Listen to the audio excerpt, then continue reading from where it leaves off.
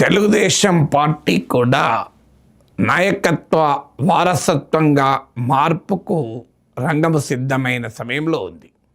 అది 2029కు ముందు జరుగుతుందా, 2029 తర్వాత జరుగుతుందా చెప్పలేం, కానీ అది అనివార్యం.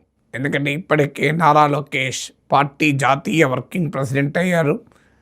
క్యాబినెట్లో ఉప ముఖ్యమంత్రి తర్వాత చాలా కీలకమైన మంత్రిగా ఉన్నారు.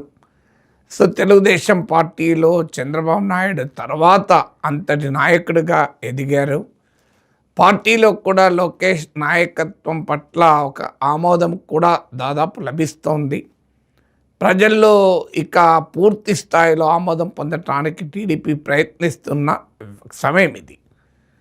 సో రాబోయే కాలము ఎలా ఉంటుంది అనే అంశం పైన సీనియర్ బీజేపీ నాయకులు వినయ్ సహస్రబుద్ధి ఈరోజు న్యూ ఇండియన్ ఎక్స్ప్రెస్ పత్రికలో రాసిన వ్యాసంలో చాలా ఆసక్తికరమైన, చాలా సెన్సేషనల్ కామెంట్ చేశారు.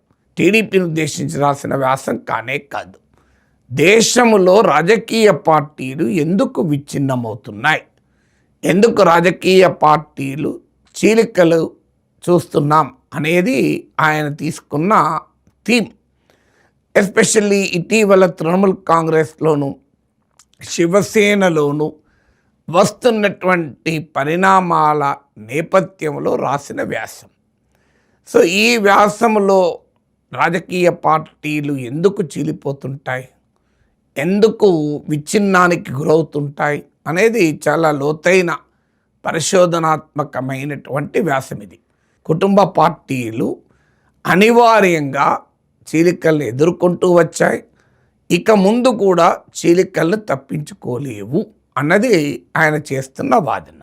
ఆయన వాదన ఏంటంటే, ఏ రాజకీయ వారసత్వ మార్పు కూడా అనివార్యంగా పోటీని ఎదుర్కొంటుంది. ఆ పోటీ తత్ఫలితంగా ఘర్షణ తప్పదు, అందువల్ల విచ్ఛిన్నము చీలికలు తప్పవు అన్నది ఆయన వాదన. సో తెలుగుదేశం పార్టీ బీజేపీ మిత్రపక్షం అన్న సంగతి వినయ్ సహస్రబుద్ధికి తెలియంది కాదు. మిగతా పార్టీలన్నీ కూడా విపక్ష పార్టీల్ని చీలికలు ఎదుర్కొనే సమయానికి, విపక్ష పార్టీలే కదా ఇప్పటికీ విపక్ష పార్టీలు, లేదా చీలికలు ఎదుర్కొనే సమయానికి విపక్ష పార్టీలు. ఆ పార్టీలలో బీఆర్ఎస్ పేరు రాయలేదు, వైసీపీ పేరు రాయలేదు. కారణాలు ఏంటో నాకు తెలియదు, కానీ టీడీపీ పేరు మాత్రం ఇంక్లూడ్ చేశారు. సో తెలుగుదేశం పార్టీ పైన బీజేపీ అవగాహన, అంచనాను ఇది రిఫ్లెక్ట్ చేస్తుంది. కానీ వినయ్ సహస్రబుద్ధి అంటున్నట్లు టీడీపీలో కానీ ఇతర పార్టీలు, వారసత్వ పార్టీల్లో కానీ చీలికలన్నీ ఒకే స్థాయిలో లేవు. అది ఆయన కూడా చెప్పాడు. తీవ్రతలో తేడా ఉంది. అంటే కొన్ని పార్టీలు చాలా తీవ్రమైన చీలికలు ఎదుర్కొంటే కొన్ని మామూలు విచ్ఛిన్నాన్ని మాత్రమే ఎదుర్కొన్నాయని కూడా రాశాడు. కానీ భవిష్యత్తులో they are bound to face fragmentation అంటున్నాడు. అవి చీలికల్ని, విచ్ఛిన్నాల్ని ఎదుర్కోక తప్పదు అంటున్నాడు. అంత భారీ ప్రమాదము ఈ పార్టీలకు పొంచి ఉందని చెప్తూ అందులో తమ మిత్రపక్షమైన తెలుగుదేశాన్ని కూడా ఇంక్లూడ్ చేశాడు. మీకు గుర్తుండే ఉంటుంది, అమిత్ షా జూనియర్ ఎన్టీఆర్తో జరిపిన సమావేశం, జూనియర్ ఎన్టీఆర్ పైన తెలుగుదేశం శ్రేణుల ట్రోలింగు మనకు తెలుసు.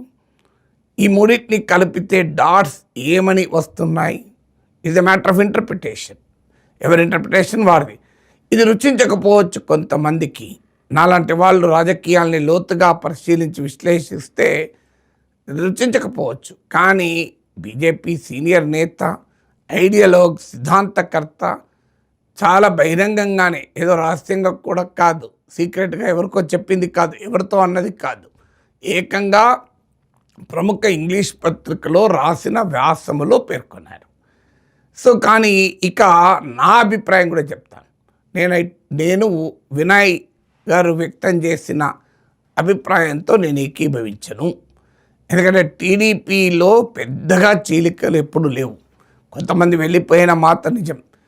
టీడీపీ ఈ వారసత్వ ట్రాన్సిషన్, డైనాస్టిక్ ట్రాన్సిషన్ పరీక్షల్ని ఎదుర్కొని నిలబడ్డది కూడా. మీకు ఎన్టీ రామారావు సమయంలోనే ఎన్టీ రామారావుకు వ్యతిరేకంగా చంద్రబాబు నాయుడు తిరుగుబాటు చూశాం. కానీ ప్రజలు రామారావు బతికుండగానే తెలుగుదేశం చంద్రబాబు నాయుడు నాయకత్వంలోని తెలుగుదేశానికి జై కొట్టారు. తర్వాత జరిగిన ఎన్నికలు, దశాబ్దాల రాజకీయ అనుభవము, తెలుగుదేశం పార్టీ నాయకత్వము, శ్రేణులు, ఓటర్లు చంద్రబాబు నాయుడు నాయకత్వానికి తిరుగులేని ఆమోదాన్ని ఇచ్చాయి. ఇది వాస్తవం కదా.